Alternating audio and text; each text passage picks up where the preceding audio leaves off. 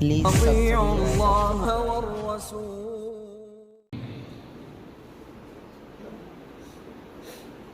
جانتے ہیں نا اس شخص کو جو 100 انسانوں کا قاتل تھا؟ کتنا بڑا مجرم ہوگا وہ. 100 انسانوں کا قاتل، پورے 100 انسانوں کا قاتل، سہاگنوں کے سہاگ کا لٹیرا، بچوں کو یتیم کرنے والا، ان کے سروں سے باپ کی شفقتیں چھیننے والا، ان کو ممتا سے، باپ کی پدرانہ شفقتوں سے محروم کرنے والا. کتنا خونخوار ہوگا وہ 100 انسانوں کا قاتل. وقت کے عالم ربانی نے جب اس کو فتویٰ دیا، اللہ کے پیغمبر کو اتنا پسند آیا کہ اللہ کے پیارے نبی علیہ السلام نے اپنی زبان اقدس سے اس کے فتوے کو کوٹ کیا، بیان کیا، اس پہ مہر تصدیق ثبت کر دی. فرمایا ایک شخص کے پاس گیا، اس نے غلط فتویٰ دیا، دوسرے عالم ربانی کے پاس گیا، اس نے کہا تمہاری توبہ کیوں قبول نہیں ہوگی؟ اللہ معاف کرنے والا ہے، لیکن شرط یہ ہے کہ تم اس گلی محلے کو ہی چھوڑ دو جس گلی محلے نے تمہیں مارنا اور قتل کرنا سکھایا. چھوڑ دو اس گلی محلے کو، اس گاؤں کو چھوڑ دو. کیا مطلب تھا؟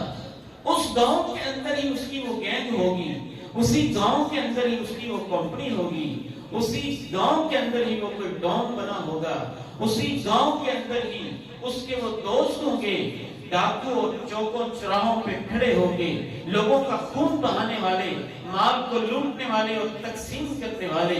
اس عالم ربانی نے کہا بے شک 100 قتل ہو گئے ہیں، اللہ ان کو بھی معاف کر سکتا ہے، لیکن تم وہ گلی محلہ چھوڑ دو، وہ گاؤں چھوڑ دو. وہ اس گاؤں کو چھوڑ دیتا ہے.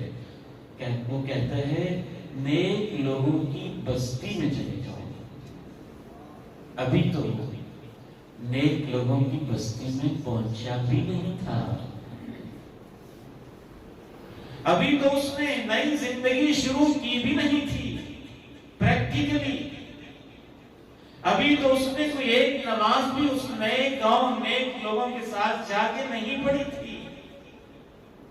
ابھی تو نیک لوگوں کی بستی میں پہنچ کر اس نے عملی طور پر اپنی نئی زندگی کا باقاعدہ آغاز بھی نہیں کیا تھا، لیکن بری دوستیاں چھوڑ دینا اور نیک لوگوں کی طرف آنا ہی اللہ کو اتنا پسند تھا.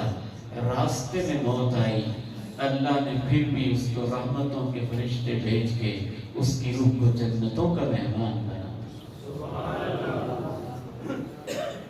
وَتُوبُوا إِلَى اللَّهِ جَمِيعًا أَيُّهَا الْمُؤْمِنُونَ لَعَلَّكُمْ تُفْلِحُونَ. وقت کافی بیت چکا ہے، آپ کی اجازت ہو تو آخری 5 منٹ میں ایک اہم پوائنٹ اللہ نے دل میں ڈالا ہے، وہ آپ سے شیئر کرنا چاہیے. اس کو آپ چھٹا پوائنٹ کہہ سکتے ہیں. اللہ کی طرف نہ آنے اور توبہ نہ کرنے کی ایک اہم ترین وجہ کہ ہم توبہ کا صحیح مطلب ہی نہیں سمجھتے. ہم تو سمجھتے ہیں توبہ کا ادھورا مطلب توبہ ہوتی ہے زنا سے، ہم سمجھتے ہیں توبہ تو چوری سے ہوتی ہے، ڈکیتی سے ہوتی ہے، شراب سے ہوتی ہے، جوے سے ہوتی ہے، سود سے ہوتی ہے، قتل سے ہوتی ہے، جھوٹ سے ہوتی ہے، جھوٹی گواہی سے ہوتی ہے، اس طرح کی فحاشی بے حیائیوں سے ہوتی ہے. ہاں بالکل ہوتی ہے، لیکن یہ توبہ کا آدھا حصہ ہے. آدھی توبہ کی طرف ہمارا ذہن ہی نہیں جاتا. آدھی توبہ یہ ہے کہ جن کاموں سے اللہ نے روکا ہے آپ کو کام کرنا چھوڑ دیں.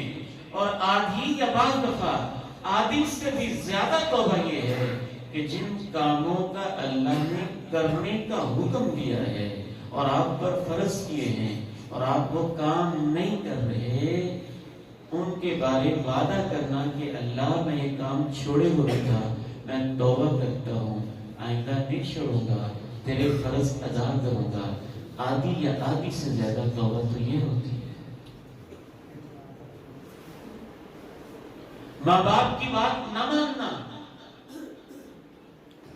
ماں باپ کی اطاعت فرض تھی، آپ نے نہیں کی تو وعدہ کرنا آئندہ اطاعت کروں گا۔ نماز فرض ہے، آپ نہیں پڑھتے، یہ وعدہ کرنا آئندہ نماز پڑھوں گا۔ زکوٰۃ فرض ہے، آپ ادا نہیں کرتے، یہ وعدہ کرنا آئندہ ادا کروں گا۔ آپ صاحب حیثیت، صاحب استطاعت ہیں، آپ کے پاس اتنی اماؤنٹ موجود ہے کہ آپ حج کر سکتے ہیں، صحت بھی اللہ نے دی ہے، اور عمرہ اور حج کے سفر بھی کھلے ہوئے ہیں، اور آپ پھر بھی حج و عمرہ نہیں کر رہے، یہ وعدہ کرنا کہ اللہ یہ مجھ سے غلطی ہو رہی ہے، میں فرض چھوڑ رہا ہوں، آئندہ میں اسے نہیں چھوڑوں گا، یہ فرض ادا کروں گا۔ آپ تمام صحت مند ہیں، روزے رکھ سکتے ہیں، رمضان کے روزے نہیں رکھتے، بعض دفعہ اللہ کے فرضوں کو چھوڑ دینا یہ گناہ کرنے سے بھی بڑا جرم ہوتا ہے۔ اور بعض دفعہ ایک اعلیٰ ترین مقام یہ ہوتا ہے توبہ، کہ بندہ گناہ بھی چھوڑے ہوئے ہے اور فرض بھی ادا کر رہا ہے، لیکن بڑی بڑی نیکیاں وہ کر سکتا ہے، وہ چھوٹی نیکیوں میں لگا ہوا ہے، وہ بڑے بڑے کام کر سکتا ہے اور وہ چھوٹوں میں لگا ہوا ہے۔ وہ کہ اللہ سے کہے اللہ تو نے مجھے اتنی صلاحیتیں دی، میں کہاں ضائع کر رہا ہوں، میں نے تو بڑے بڑے کام کرنے تھے، اس سے بڑے کاموں کی طرف سفر شروع کر دینا، غیر افضل سے افضل کی طرف پلٹ آنا، اور احسن سے احسن ترین اور افضل ترین کی طرف پلٹ آنا، یہ بھی اس کا ایک مقام ہوتا ہے۔ اللہ تعالیٰ سے دعا ہے کہ جو کچھ میں نے کہا ہے، سنایا ہے، آپ نے سنا ہے، اللہ تعالیٰ مجھے اور آپ کو عمل کی توفیق عطا فرمائے۔ اس خوبصورت پروگرام کے انعقاد پر میں اپنے بہت ہی پیارے بھائی مولانا عبداللہ سلیم حفظہ اللہ و رعاہ کو دوبارہ مبارکباد پیش کرتا ہوں اور دعا گو ہوں کہ اللہ ہم سب کی حاضری اپنے ہاں قبول و منظور فرمائے۔ وآخر دعوانا ان الحمدللہ رب العالمین۔ دعوت قرآن و سنت اپنی یہ پہچان ہے،